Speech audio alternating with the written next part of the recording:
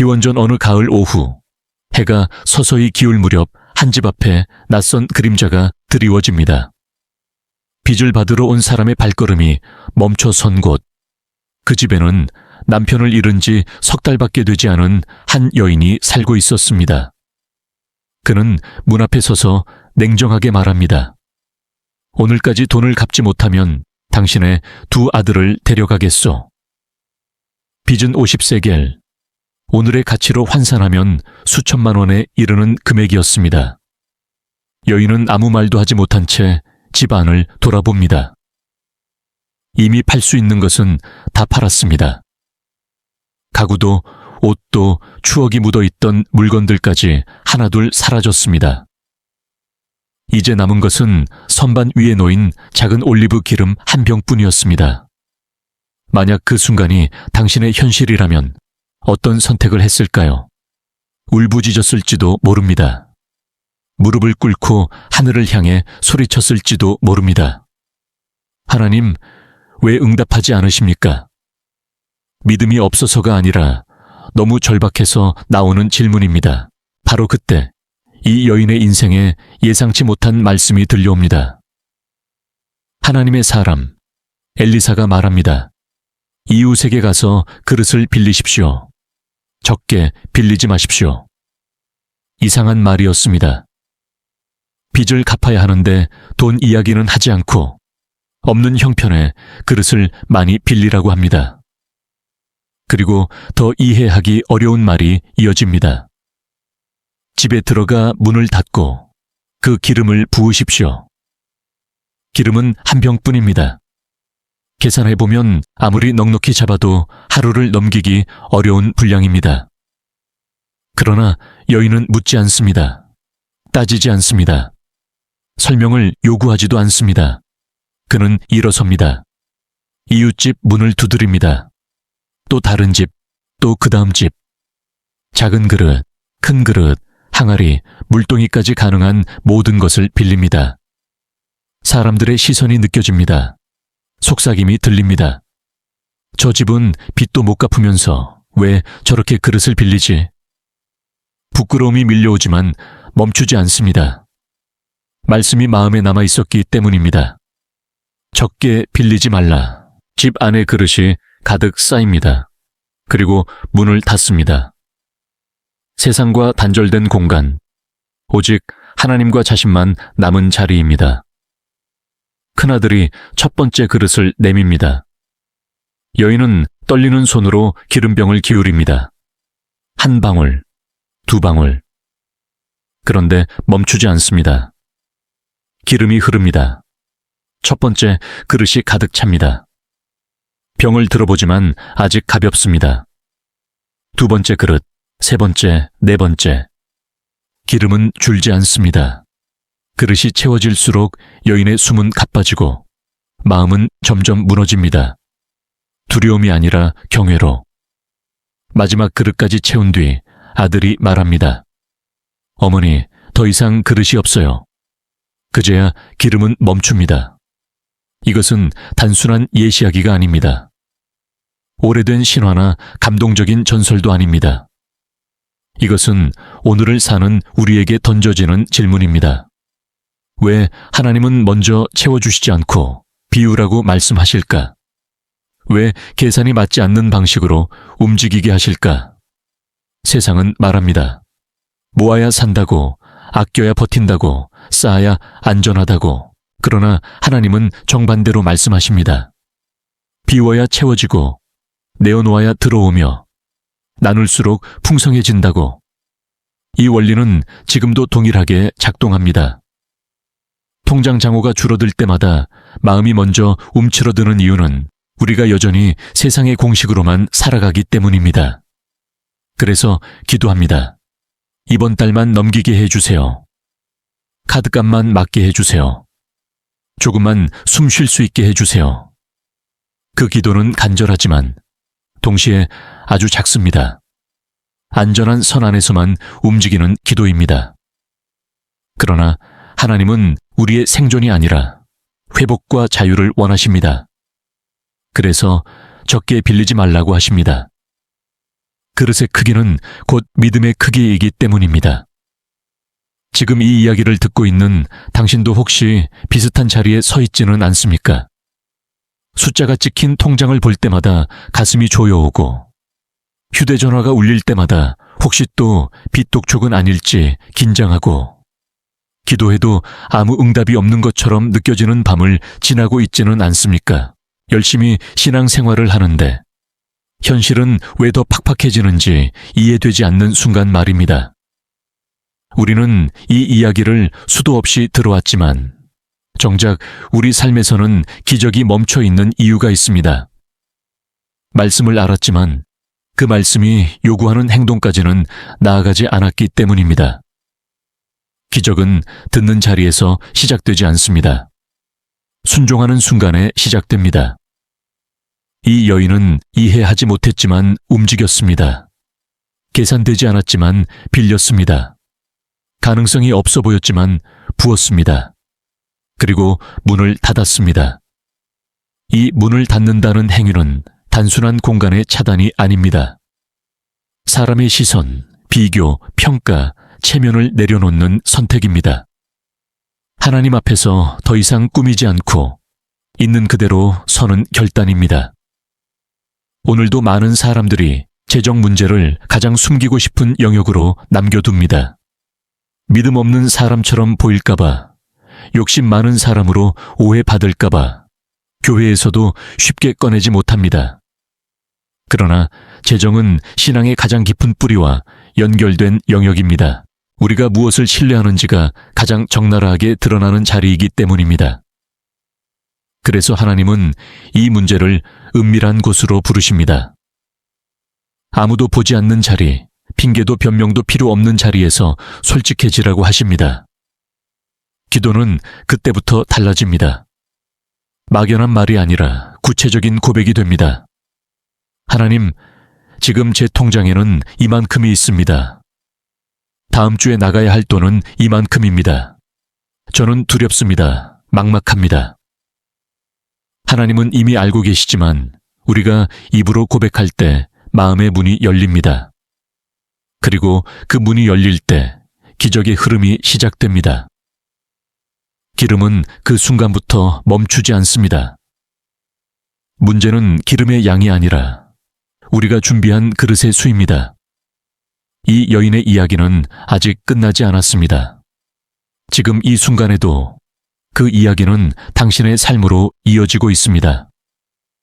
그릇을 빌리라는 말씀이 당신의 마음을 건드리고 있다면 그것은 우연이 아닙니다. 하나님은 여전히 같은 방식으로 일하십니다. 먼저 믿음을 움직이게 하시고 그 다음에 채우십니다. 이해된 후가 아니라 순종한 뒤에 보여주십니다. 이제 질문은 이것입니다. 당신은 문을 닫을 준비가 되어 있습니까? 세상의 소음을 잠시 멈추고 하나님 앞에 솔직해질 용기가 있습니까? 그리고 아직 아무것도 채워지지 않았을 때 그릇을 더 빌릴 수 있겠습니까? 기적은 이미 시작되었습니다. 다만 그 기적이 흘러갈 통로가 준비되기를 기다리고 있을 뿐입니다. 문을 닫은 공간에서 여인이 경험한 것은 단순한 물질의 증가가 아니었습니다. 그 순간 그는 더 이상 빚에 쫓기는 존재가 아니라 하나님의 방식 안으로 들어온 사람이 되었습니다. 세상은 여전히 밖에서 소리치고 있었겠지만 문 안에서는 다른 질서가 작동하고 있었습니다. 기름이 흐르는 동안 여인은 깨닫기 시작했을지도 모릅니다. 문제의 크기가 하나님의 능력을 결정하지 않는다는 것, 내가 가진 것이 아니라 내가 믿고 따르는 방식이 결과를 만든다는 사실을 말입니다. 기름이 멈춘 이유는 기름이 부족해서가 아니었습니다. 담을 그릇이 더 이상 없었기 때문입니다. 이것은 아주 중요한 메시지입니다. 하나님의 공급은 멈춘 적이 없습니다. 멈춘 것은 우리의 준비입니다. 우리는 종종 하나님이 더 주시지 않는다고 말하지만 사실은 우리가 더 받을 준비를 하지 않았을 뿐입니다. 여인은 마지막 그릇이 채워질 때까지 멈추지 않았습니다. 그리고 그제야 기름은 멈췄습니다. 이것은 하나님이 주신 한계가 아니라 인간이 준비한 한계였습니다. 이제 여인의 선택은 또 하나의 갈림길에 서게 됩니다. 그릇마다 가득 찬 기름을 바라보며 그는 무엇을 할 수 있었을까요? 잠시 숨을 돌리며 안도의 눈물을 흘렸을 것입니다. 그러나 엘리사의 말씀이 다시 떠오릅니다. 가서 기름을 팔아 빚을 갚고 남은 것으로 너와 네 아들이 살아라. 이 말씀은 기적 이후에 주어진 지침입니다. 많은 사람들은 기적만 원합니다. 문제 해결만을 꿈꿉니다. 그러나 하나님은 기적 이후의 삶까지도 책임지십니다. 기적은 목적이 아니라 과정이기 때문입니다. 기름을 모아두라고 하지 않으셨습니다. 자랑하라고도 하지 않으셨습니다.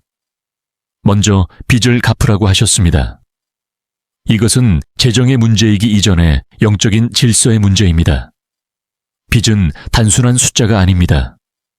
마음을 묻고 선택을 제한하며 기도를 위축시키는 보이지 않는 사슬입니다. 빚이 남아있는 한 자유는 완전하지 않습니다. 그래서 하나님은 먼저 그 사슬을 끊게 하십니다. 깨끗해진 자리에 새로운 삶을 담기 위해서입니다. 오늘을 사는 많은 사람들도 비슷한 유혹 앞에 서 있습니다. 수입이 조금 늘어나면 가장 먼저 하고 싶은 것이 생깁니다. 그동안 못했던 소비, 미뤄두었던 즐거움, 나를 위한 보상. 이것은 자연스러운 욕구입니다. 그러나 하나님은 언제나 순서를 묻습니다. 무엇을 먼저 할 것인가? 여인은 먼저 빚을 갚았습니다. 그리고 남은 것으로 살았습니다. 이 순서가 그의 인생을 바꿨습니다. 여기서 중요한 원리가 드러납니다. 하나님은 넘치게 주시지만 무질서하게 쓰는 것을 기뻐하시지 않습니다. 공급의 목적은 방종이 아니라 회복이고 축적이 아니라 자유입니다. 여인이 빚을 갚는 순간 그의 삶은 다시 시작되었습니다. 더 이상 두 아들을 빼앗길 두려움 속에 살지 않아도 되었고 매일 아침 눈을 뜰 때마다 채권자의 얼굴을 떠올리지 않아도 되었습니다. 기름은 그의 삶을 살려냈습니다. 이 장면은 우리에게 질문합니다. 만약 지금 당신의 삶에 기적 같은 변화가 일어난다면 당신은 무엇을 먼저 할 것인가? 빚을 갚을 것인가? 아니면 다른 선택을 할 것인가? 이 질문은 판단을 요구하지 않습니다. 다만 방향을 묻습니다. 하나님이 주신 축복을 어디에 먼저 사용할지, 그것이 곧 우리의 신앙 고백이 되기 때문입니다. 이제 시선은 여인의 집을 떠나 오늘의 이야기 속으로 들어옵니다. 지금 이 순간에도 누군가는 은밀한 자리에서 같은 질문을 던지고 있습니다. 하나님, 왜 아직 응답이 없습니까? 그 질문의 이면에는 피로와 실망, 그리고 포기하고 싶은 마음이 숨어 있습니다. 그러나 이 이야기는 말합니다. 아직 응답이 없는 것이 아니라 아직 그릇이 준비되지 않았을 수도 있다고. 아직 문을 완전히 닫지 않았을 수도 있다고. 많은 사람들이 기도를 시작하지만 오래 지속하지 못합니다. 한두 번 응답을 경험하면 안주하고 아무 일도 일어나지 않는 시간이 길어지면 멈춰버립니다. 그러나 여인의 기적은 지속해서 나왔습니다. 첫 번째 그릇에서 멈췄다면 그것은 작은 위로로 끝났을 것입니다. 그러나 그는 마지막까지 부었습니다. 기적은 순간이 아니라 흐름이었기 때문입니다. 기도도 마찬가지입니다. 기도는 이벤트가 아니라 습관입니다. 한 번의 간절한 외침이 아니라 매일의 선택입니다. 쉬지 말고 기도하라는 말씀은 부담을 주기 위한 명령이 아닙니다. 관계를 유지하라는 초대입니다.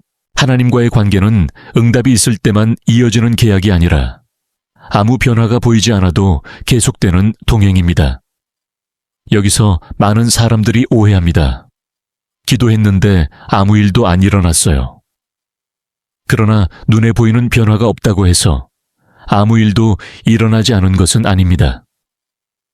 그 시간 동안 우리의 내면에서는 믿음이 자라고 순서가 정리되고 이전과 다른 선택을 할 준비가 이루어지고 있을 수 있습니다.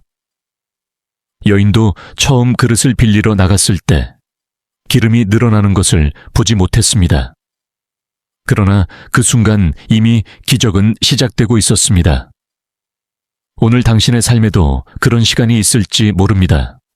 아무 변화가 없는 것처럼 보이는 시간, 오히려 더 답답해지는 순간.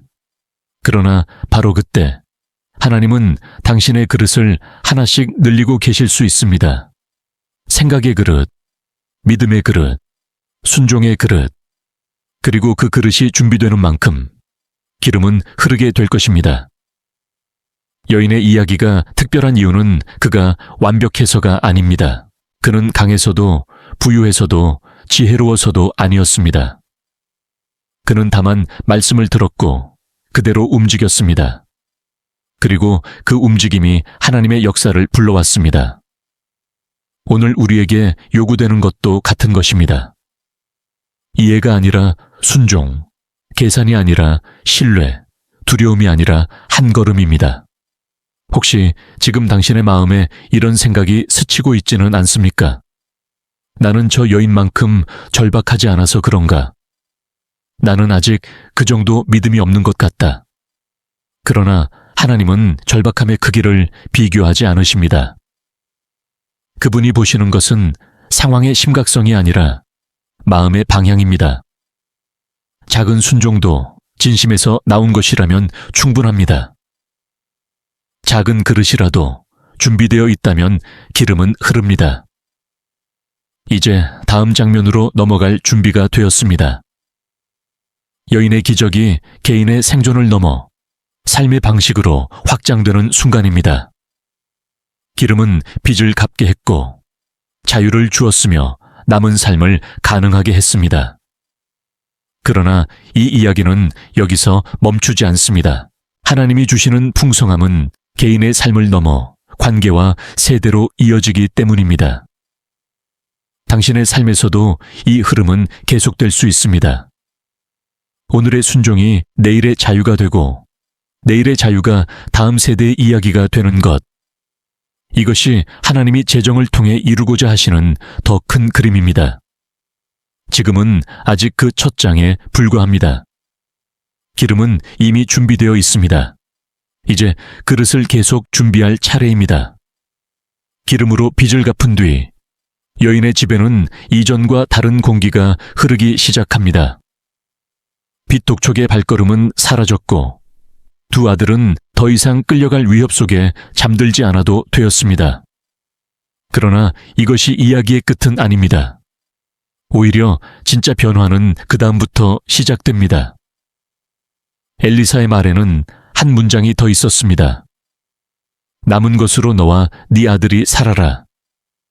이 말은 단순한 생계 지침이 아닙니다. 하나님이 원하시는 삶의 방식에 대한 선언입니다. 남은 것으로 산다는 것은 전부를 쥐고 끝까지 계산하며 사는 삶과 다릅니다.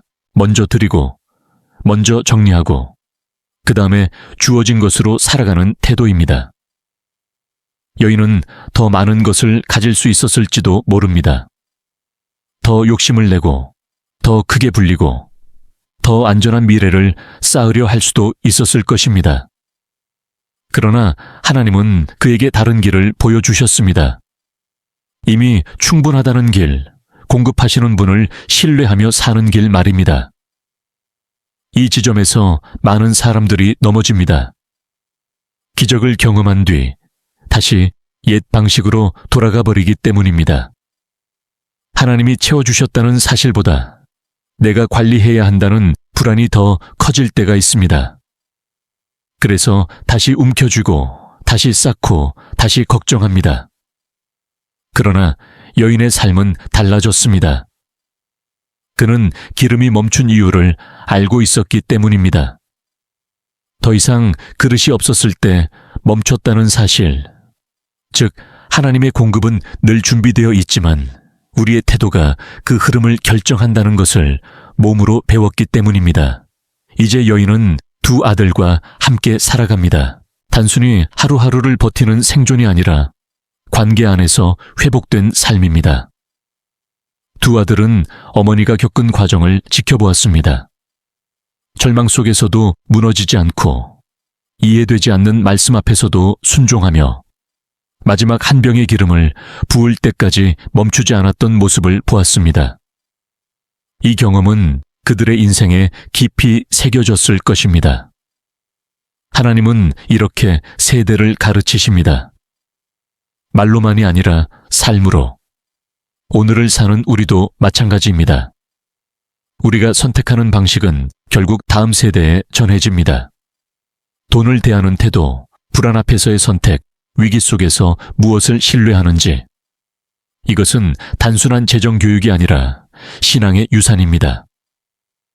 여인의 두 아들은 평생 잊지 못할 장면을 기억하며 자랐을 것입니다. 문을 닫고 기름을 붓던 그날, 그리고 그 기름으로 자유를 얻던 순간을 말입니다.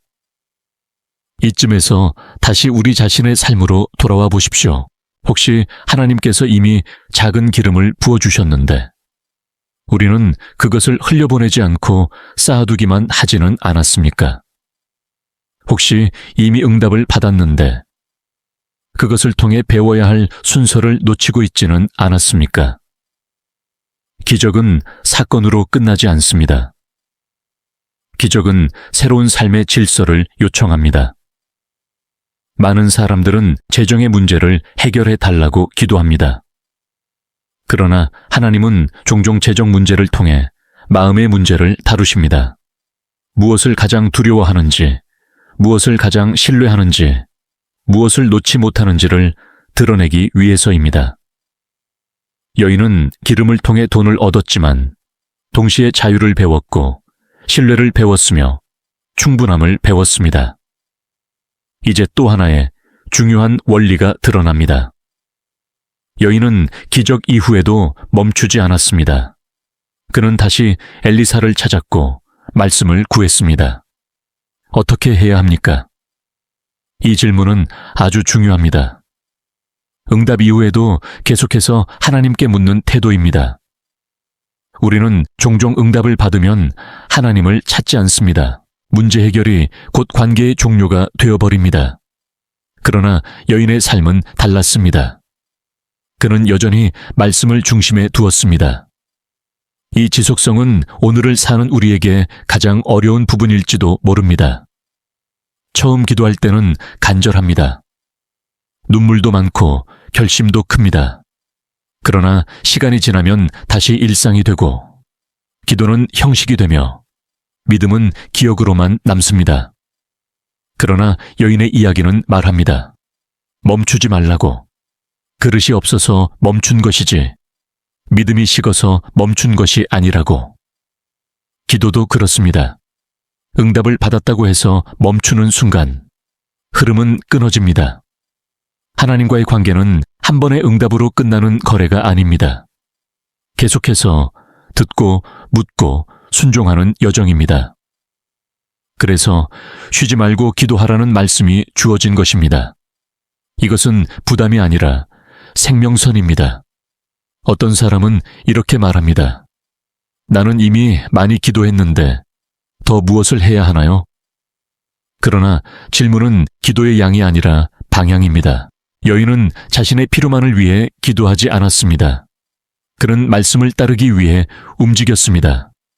기도는 행동으로 이어졌고 행동은 다시 기도로 돌아왔습니다. 이 순환 속에서 기적은 유지되었습니다. 이야기는 점점 더 깊어집니다. 이제 우리는 여인의 집을 넘어 오늘 우리의 선택을 바라보게 됩니다.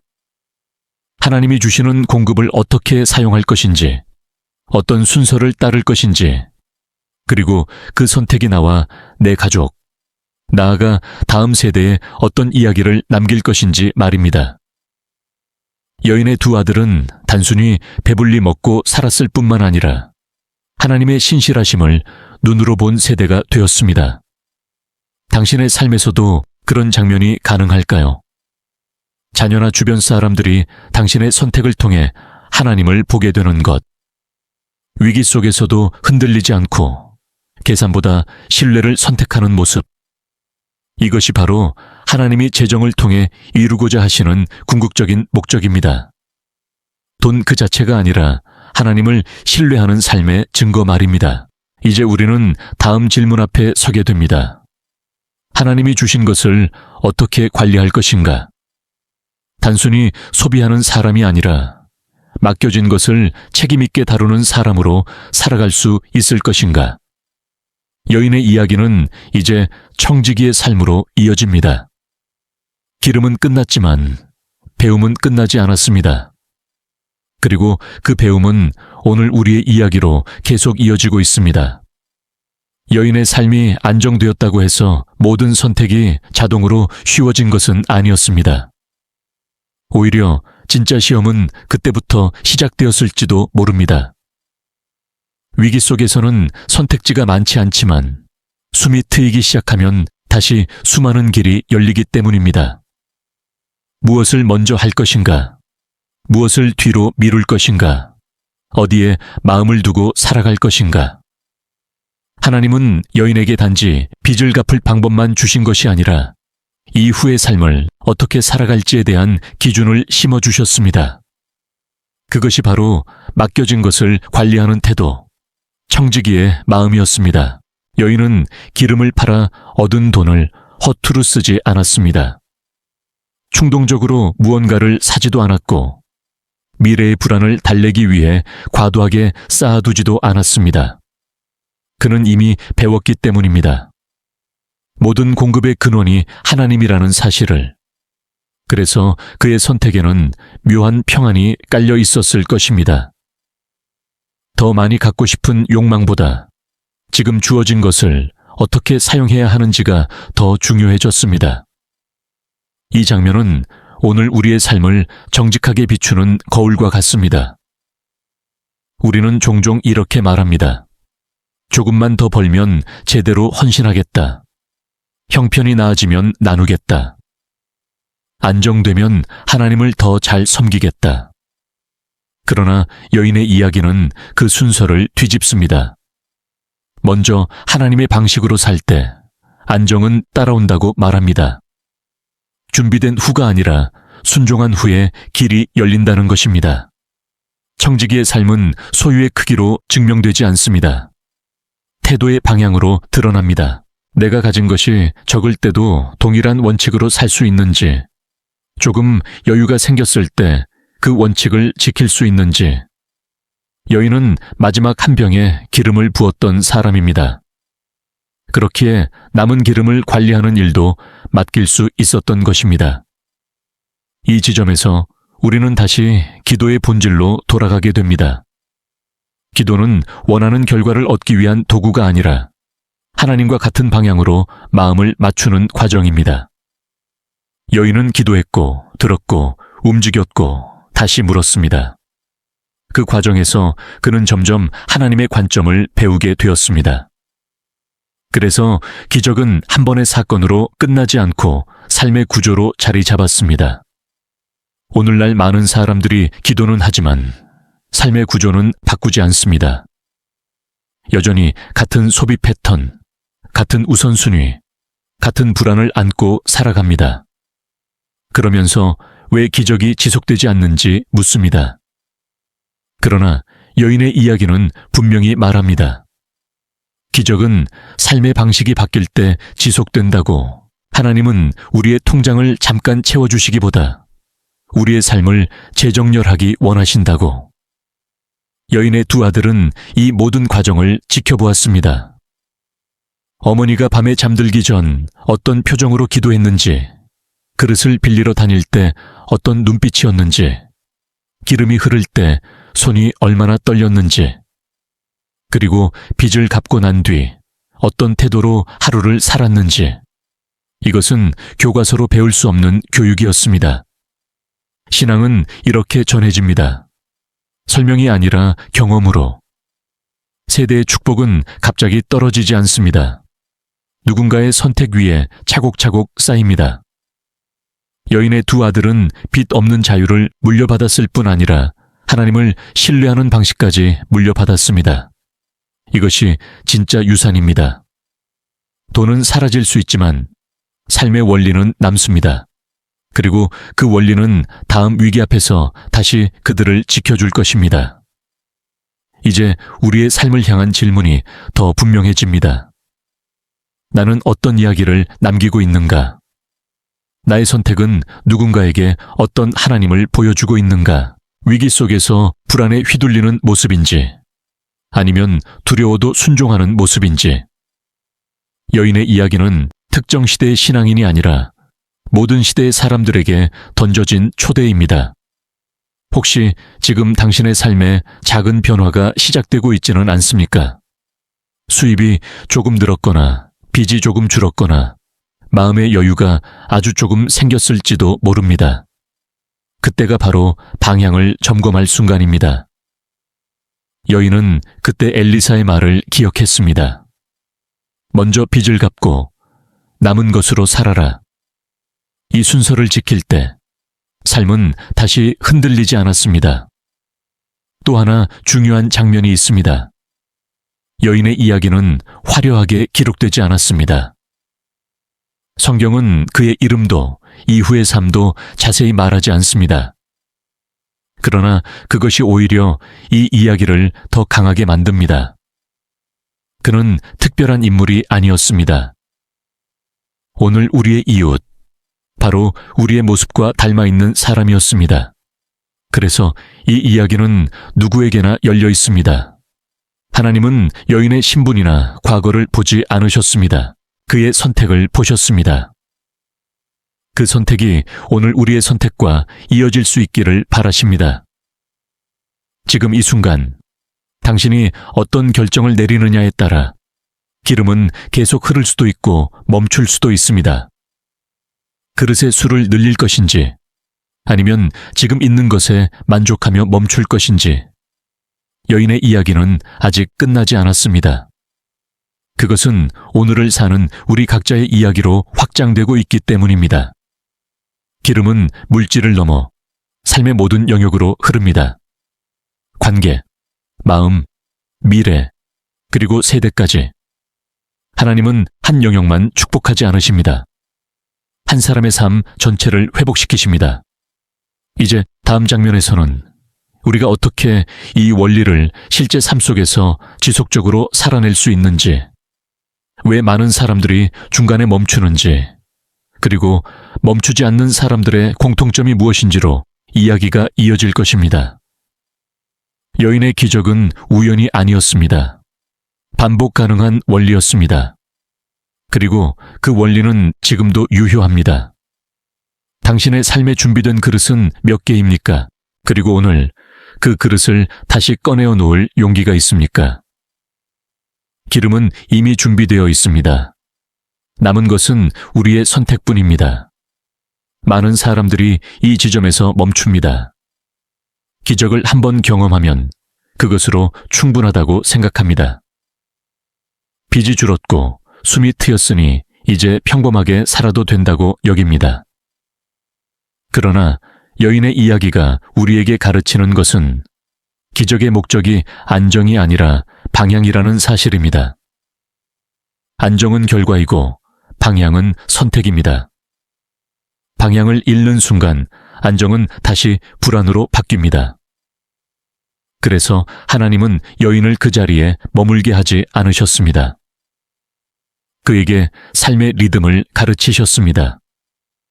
먼저 드리고, 먼저 정리하고, 남은 것으로 살아가며 그 리듬을 끊지 않는 삶입니다. 여인의 하루는 달라졌을 것입니다.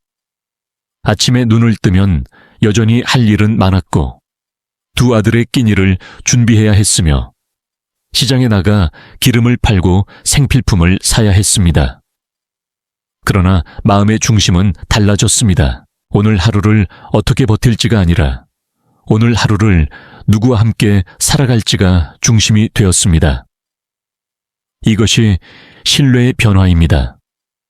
불안이 기준이었던 삶에서 관계가 기준이 된 삶으로 옮겨간 것입니다.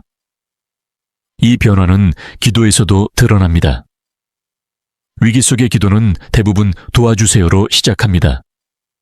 그러나 방향이 바뀐 기도는 어떻게 살까요로 이어집니다. 여인은 이미 도움을 받았습니다. 이제 그는 묻습니다. 이 공급을 어떻게 사용해야 합니까? 이것이 성숙한 신앙의 질문입니다. 하나님은 결과를 주신 후에 책임을 함께 맡기십니다. 그리고 그 책임을 감당할 수 있는 사람에게 더 맡기십니다. 여기서 많은 이들이 오해합니다. 하나님이 주신 것을 누리면 안 되는 것처럼 생각합니다. 그러나 여인의 이야기는 기쁨을 금지하지 않습니다. 오히려 두 아들과 함께 살아가라고 하십니다. 삶을 누리되 방향을 잃지 말라는 뜻입니다. 기쁨이 목적이 되지 않도록, 관계가 중심이 되도록, 이것이 하나님이 허락하시는 풍성함의 본질입니다. 오늘날 우리는 수많은 선택 앞에 서 있습니다. 수입이 늘면 선택지는 더 많아지고 여유가 생길수록 유혹도 많아집니다. 그때 필요한 것은 더 많은 정보가 아니라 흔들리지 않는 기준입니다. 여인은 그 기준을 기름이 멈춘 이유에서 배웠습니다. 더 이상 담을 그릇이 없었기 때문이라는 사실. 즉, 삶의 크기는 하나님이 정하신 것이 아니라 내가 준비한 그릇의 크기라는 깨달음입니다. 이 깨달음은 우리에게 묻습니다. 지금 우리의 그릇은 어디에 놓여 있는가? 하나님 앞에 놓여 있는가? 아니면 세상의 평가 앞에 놓여 있는가? 사람들의 시선을 의식하면 그릇은 작아집니다. 비교와 체면은 그릇을 깨뜨립니다. 그러나 은밀함 속에서 준비된 그릇은 조용히, 그러나 깊게 넓어집니다. 여인이 문을 닫았던 이유가 바로 여기에 있습니다. 문을 닫아야 그릇이 제대로 준비됩니다. 기도가 지속되지 않는 이유도 여기에서 찾을 수 있습니다. 사람들의 반응을 의식할 때 기도는 금방 지칩니다. 응답이 없을 때 더 빨리 멈춥니다. 그러나 은밀한 자리에서 드려진 기도는 다릅니다. 아무도 보지 않기에 꾸밀 필요가 없고 결과를 증명할 필요도 없습니다. 오직 하나님 앞에서만 이어지기에 관계는 깊어지고 신뢰는 자라납니다. 여인의 기적은 바로 이 은밀함에서 자랐습니다. 이제 우리는 여인의 이야기를 통해 한 가지 분명한 패턴을 보게 됩니다. 위기 속에서 말씀을 듣고 이해되지 않아도 순종하며 은밀한 자리에서 지속하고 공급을 받으면 먼저 정리하고 남은 것으로 감사하며 살아가고 그 삶을 다음 세대와 나누는 것. 이 흐름은 한 번으로 끝나지 않습니다. 삶의 모든 계절을 통과하는 리듬입니다. 이 리듬이 무너질 때 우리는 다시 불안해집니다. 그래서 하나님은 종종 우리의 삶에 작은 흔들림을 허락하십니다. 그것은 벌이 아니라 점검입니다. 방향이 맞는지, 순서가 유지되고 있는지, 그릇이 여전히 준비되고 있는지를 묻는 신호입니다. 여인의 이야기는 큰 흔들림에서 시작되었지만 그 이후의 삶은 작은 점검으로 이어졌을 것입니다. 그리고 그는 그때마다 같은 원리를 붙잡았을 것입니다. 지금 이 이야기를 듣고 있는 당신에게도 어쩌면 작은 흔들림이 있을지 모릅니다. 아직 큰 위기는 아니지만 마음이 불안해지는 순간, 그때 이 이야기를 기억하십시오. 기름은 멈추지 않았다는 사실을, 다만 그릇이 어디에 있는지를 점검해야 할 뿐이라는 것을, 그리고 다시 은밀한 자리로 돌아가십시오. 문을 닫고 하나님 앞에 솔직해지십시오. 여인의 이야기가 힘을 가지는 이유는 그가 특별한 능력을 가졌기 때문이 아닙니다. 그는 평범했고 약했고 사회적으로 보호받지 못한 존재였습니다. 그러나 그는 방향을 선택했습니다. 그리고 그 선택이 그의 삶을 바꾸었습니다. 하나님은 오늘도 같은 방식으로 일하십니다. 상황을 바꾸기 전에, 방향을 묻고 결과를 주기 전에 순서를 가르치십니다. 이제 우리는 점점 이야기의 끝을 향해 가고 있습니다. 그러나 이 끝은 닫힌 결말이 아닙니다. 오히려 당신의 삶으로 이어지는 열린 문입니다. 여인의 기적은 그 시대에 머물지 않았습니다. 오늘도 내일도 같은 원리로 반복될 수 있는 이야기입니다. 다만 누군가가 문을 닫고 그릇을 준비하고 기름을 붓기로 선택할 때에만 그렇습니다. 다음 장면에서는 이 모든 이야기가 하나의 기도로 모아질 것입니다. 여인의 삶을 관통했던 원리가 오늘 우리의 고백으로 이어질 순간입니다. 지금까지 들은 이야기가 머물지 않고 삶의 선택으로 이어지도록 돕는 마지막 초대가 될 것입니다. 기름은 이미 준비되어 있습니다. 그릇도 당신 곁에 있습니다. 이제 남은 것은 다시 문을 닫고 첫 번째 그릇을 내미는 용기입니다. 이제 이야기는 자연스럽게 한 지점으로 수렴합니다. 여인의 삶을 따라 흘러온 모든 장면들이 하나의 고백으로 모여드는 순간입니다. 위기의 시작에서부터 은밀한 순종, 넘치도록 채워진 그릇들, 빚을 갚고 자유를 얻은 이후의 삶, 그리고 남은 것으로 감사하며 살아가는 태도까지. 이 모든 흐름은 하나의 질문으로 요약됩니다. 우리는 어떤 마음으로 하나님 앞에 서 있는가? 여인은 처음부터 위대한 신앙인이 아니었습니다. 그는 두려웠고, 울었고, 왜 이런 일이 자신에게 일어났는지 이해하지 못했습니다. 그러나 그를 변화시킨 것은 질문의 방향이었습니다. 왜 이런 일이 일어났습니까? 에서 지금 무엇을 하길 원하십니까? 로 방향이 바뀌는 순간 그의 삶은 다른 궤도로 들어섰습니다. 이 전환은 오늘 우리의 삶에서도 가장 중요한 지점입니다. 많은 사람들은 여전히 결과를 요구하며 기도합니다. 숫자가 바뀌길 원하고 상황이 정리되길 바라며 눈에 보이는 변화가 없으면 실망합니다. 그러나 여인의 이야기는 결과보다 관계가 먼저라는 사실을 끊임없이 상기시킵니다.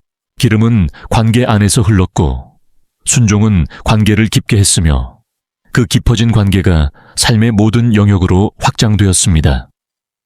이제 우리는 스스로에게 물어야 합니다. 나는 하나님과 어떤 관계 안에 있는가? 위기 때만 찾는 분인가?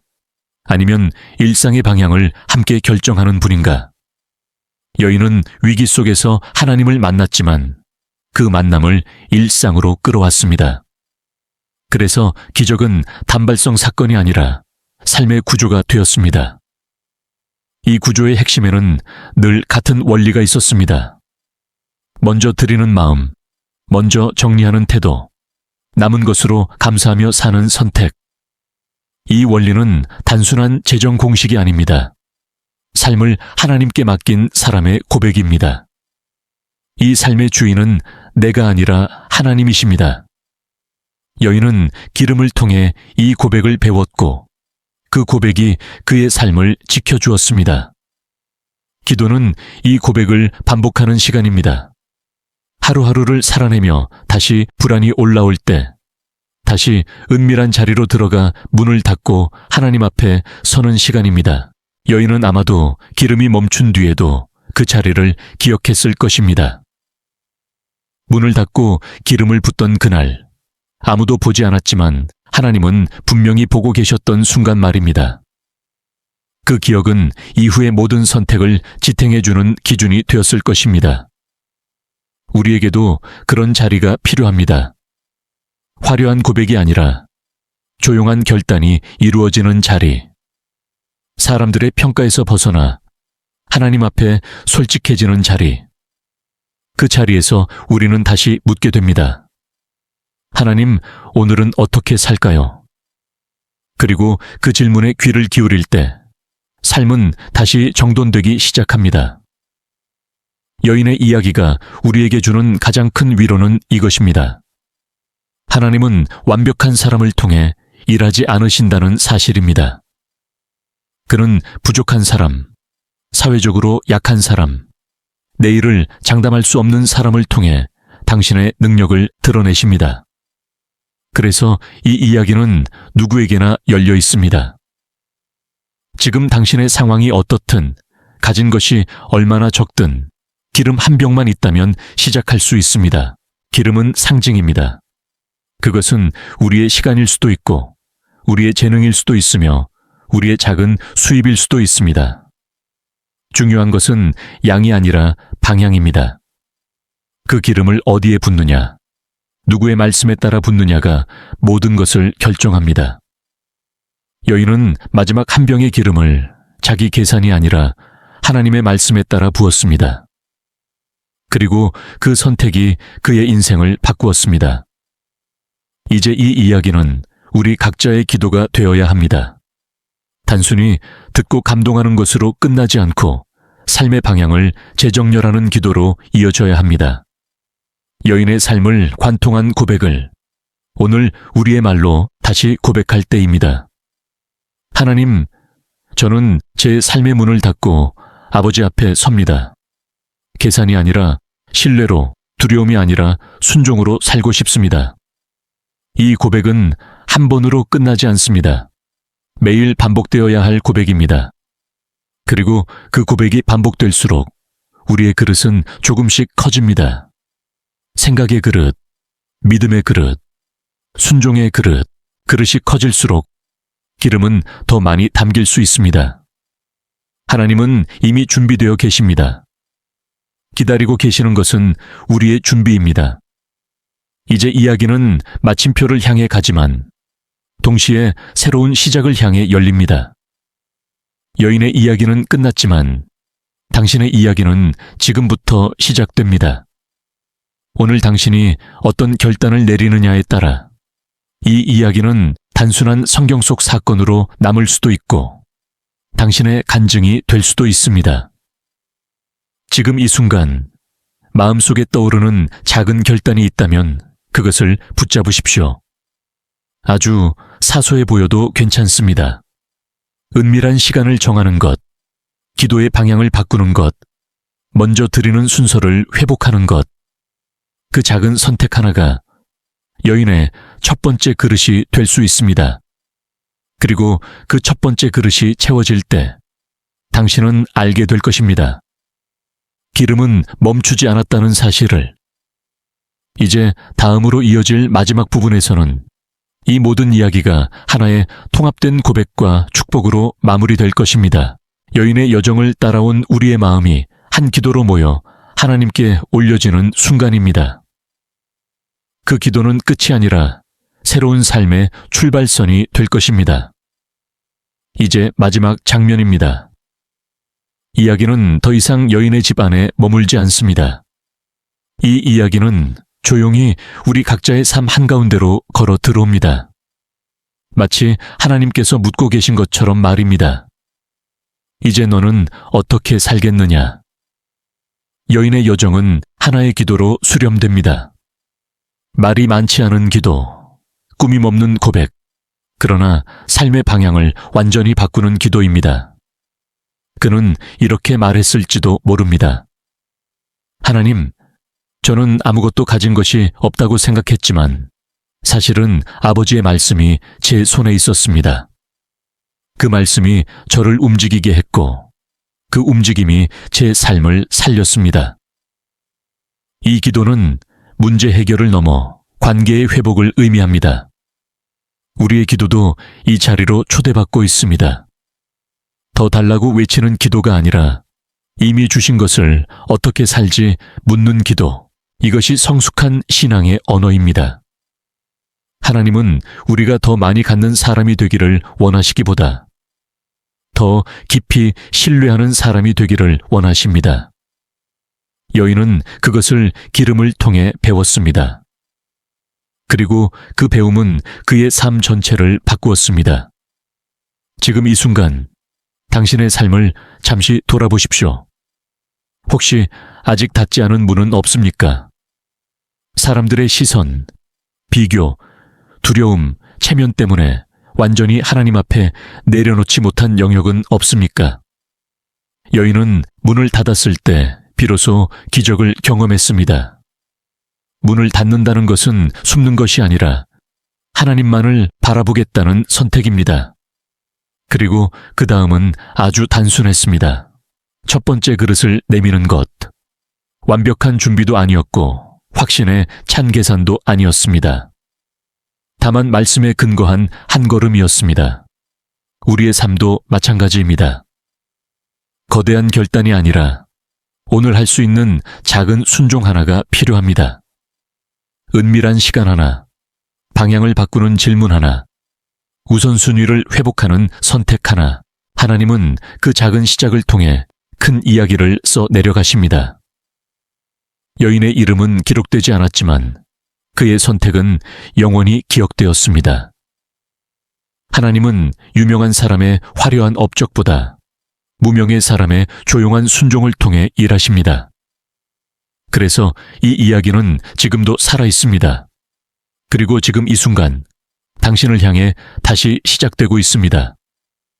마지막으로 이 이야기는 축복으로 마무리됩니다. 조건 없는 축복이 아니라 방향이 분명한 축복입니다. 내 그릇이 비어 있지 않게 하겠다. 네 삶이 다시 묶이지 않게 하겠다. 네 선택이 다음 세대의 이야기가 되게 하겠다. 하나님은 한 사람의 순종을 통해 한 가정의 역사를 바꾸시고 그 역사를 통해 세대를 축복하십니다. 이제 더 이상 설명은 필요하지 않습니다. 이 이야기는 충분히 당신의 마음에 도달했을 것입니다. 남은 것은 선택입니다.